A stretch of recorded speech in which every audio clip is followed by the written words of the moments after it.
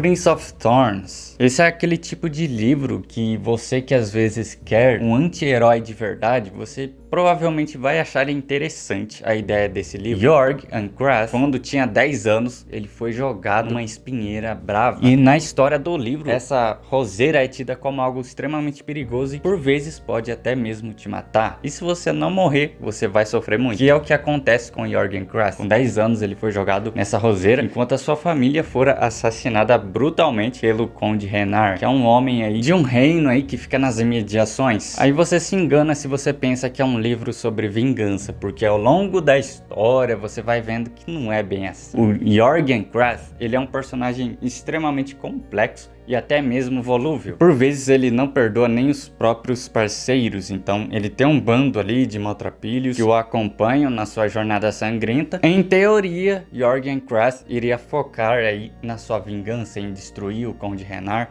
porque ele matou a família dele. E durante a história ali, nós somos logrados com sonhos horríveis que o Jorg tem, reflexo do trauma imenso que ele obteve, né? Bem como atitudes não questionáveis, mas cruéis. Eu acredito que toda a fantasia sombria que eu li até agora, que não foram muitas, né, diga-se de passagem, mas as poucas que eu li, nenhuma se compara à crueldade do Jorg. Aqui, a gente acompanha a história de um vilão e não de um anti-herói injustiçado, tá? Porque às vezes você pensa, poxa, ele sofreu um trauma imenso, tinha 10 anos, né? E com 14 ele já está colocando fogo em uma aldeia inteira e ainda sorri fazendo isso junto com o seu bando aí, que também não são muito melhores do que ele. Como por exemplo o Maquin, que talvez seja o melhorzinho dali. A gente tem o Nubbano, que também é quase igual ao Maquin, só que ele é um pouco pior. E a gente tem o Rick, que é um cara aí complicado. Quando você lê, você não vai conseguir engolir algumas atitudes dele, mas ainda assim ele guarda suas imprecações para si mesmo. Uma coisa que eu gostei bastante de Prince of Thorns foi a presença de magia negra e também criaturas fantásticas sombrias, como por exemplo mortos-vivos, fantasmas, necromantes. E eu gostaria muito que o Mark Lawrence focasse bastante nisso, porque uma coisa é fato, ele sabe construir esse mundo assim com essa pegada mais sombria, porque o Prince of Thorns, ele é um livro totalmente cinzento. Aqui não há redenção. E o livro é narrado em primeira pessoa, então o tempo inteiro você está na mente do Jorg Ankrath, que você percebe que ele não é uma boa pessoa. Mesmo se ele não sofresse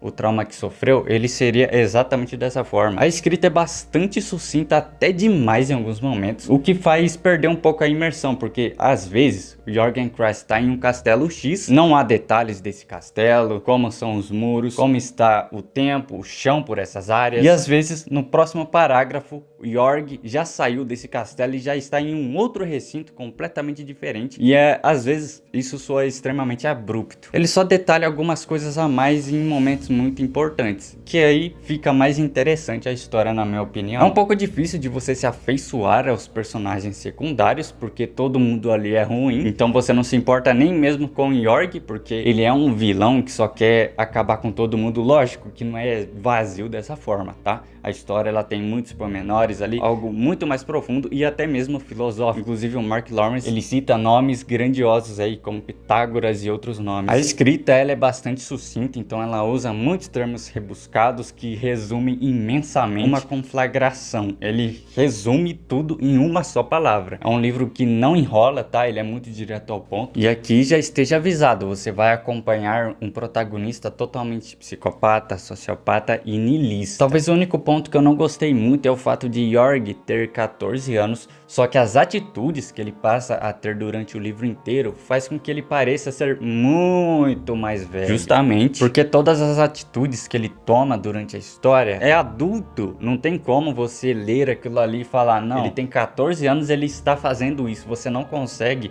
elucidar isso na sua mente quando você está lendo. Então eu imaginei ele ali bem mais velho, porque não tem como, tá? É muito difícil de você imaginar alguém de 14 anos fazendo o que ele faz. A história no geral é bacana, mas ainda assim eu senti que faltou um pouco de tempero, eu senti que faltou um pouco mais de impacto em alguns momentos, mas existe um arco ali necromante, né, que é muito interessante, acontece coisas bizarras ali, tá? Então já esteja preparado aí com o seu estômago em dia, até porque você está acompanhando a história de um vilão, não de um injustiçado, que no início pode soar, nossa, coitado, ele sofreu isso, mas ao longo da história você percebe que ele não é nem um pouco diferente do Conde Renard. Talvez ele seja até mesmo pior do que ele. Eu peguei a edição que vem todos os livros e foi um tanto difícil de achar, então esse livro ele não é muito fácil, tá? Porque ele foi publicado pela Dark Side Books, só que ela não produz mais esse livro, o que torna um tanto raro de encontrá-lo por aí, mas de vez em quando a gente encontra ali no Mercado Livre, em outras lojas. Então se você tem um interesse aí num Green Dark puro, onde tem magia, mas ela não é tão presente assim, eu acho que vale a pena, principalmente se você quer uma mente doentia, sociopata, niilista,